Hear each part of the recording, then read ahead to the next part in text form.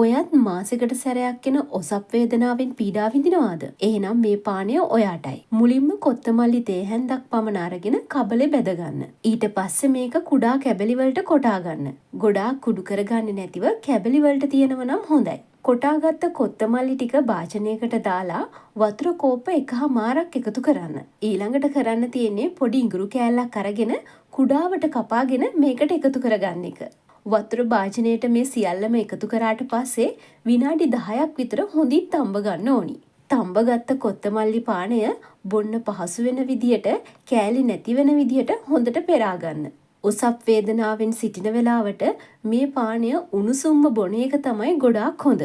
ඉඟුරු වල ඇති ස්වභාවික සංයෝග සහ උණුසුම් පානය නිසා ඔසප් කාලයේ ඇතිවන අපහසුතාවය සහ ඔයාගේ බඩේ කැක්කුම අඩු කරන්න මේ පානය උදව් වෙනවා. ඉතින් මේ වගේ තවත් ස්වභාවික හෙල්ත් ටිප්ස් ඔයාට ඕනි නම් අපිව ෆලෝ කරන්නත් අමතක කරන්න එපා.